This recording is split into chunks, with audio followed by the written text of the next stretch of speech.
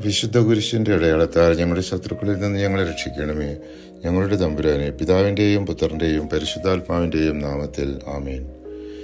ഏലിയ ചെയ്ത കാര്യങ്ങളും പ്രവാചകന്മാരെ വാളിനിരയാക്കിയ വിവരവും ആഹാബ് ജസബലിനോട് പറഞ്ഞപ്പോൾ അവൾ ദൂതനെ അയച്ച് ഏലിയായെ കൊല്ലുമെന്ന് ഭീഷണിപ്പെടുത്തി. ഏലിയ അവിടെ നിന്ന് ഓടി രക്ഷപ്പെട്ടു. വഴിയിൽ കർത്താവിൻ്റെ ദൂതൻ ഏലിയായ്ക്ക് ഭക്ഷണം നൽകി. 40 രാവും 40 പകലും നടന്ന് കർത്താവിൻ്റെ മലയായ ഹോറേബിലെത്തി. ഏലിയ ദൈവസ്വരം ശ്രവിച്ചു. ഇസ്രായേൽ ജനം ഉടമ്പടി ലംഘിച്ചതും താൻ ഒഴികെയുള്ള കർത്താവിൻ്റെ പ്രവാചകന്മാരെ അവർ കൊന്നതും കർത്താവിനെ അറിയിച്ചു. കർത്താവ് ഏലിയായോട് ഹസായേലിനെ സിറിയ രാജാവായി അഭിഷേകം ചെയ്യാനും യേഹൂവിനെ ഇസ്രായേൽ രാജാവായും എലീഷയെ പ്രവാചകനായും അഭിഷേകം ചെയ്യാനും അരുളി ചെയ്തു. ഏലിയ എലീഷയെ വിളിച്ചു. അവൻ ഏലിയായെ അനുഗമിച്ചു. സിറിയ രാജാവായ ബെൻഹദാദ് സമരിയ വളഞ്ഞ് ആക്രമിച്ചു.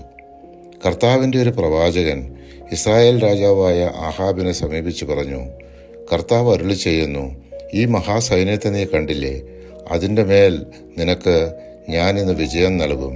ഞാനാണ് കർത്താവ് എന്ന് നീ അറിയും. 1 രാജാക്കന്മാർ 20 അധ്യായം 13 തിരുവചനം.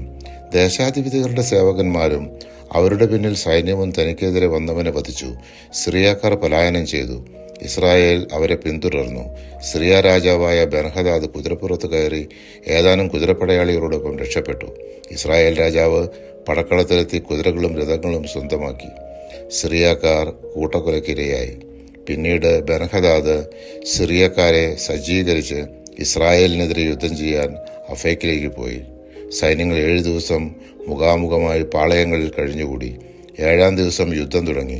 ഇസ്രായേൽക്കാർ ഒറ്റ ദിവസം കൊണ്ട് 1,00,000 സിറിയൻ ഭടന്മാരെ വധിച്ചു. ബെൻഹദാദ് നഗരത്തിലെ ഒരു ഉള്ളറയിൽ ഓടി ഒളിച്ചു.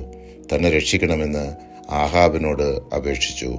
പരിശുദ്ധാത്മാവെ, തിരുവചനത്തിൻ്റെ അനന്തശക്തിയാൽ ആത്മാവിൻ്റെ ബലങ്ങളും ദാനങ്ങളും നൽകി തീക്ഷ്ണതയാൽ ഞങ്ങളെ ജ്വലിപ്പിക്കണമേ. ആമേൻ.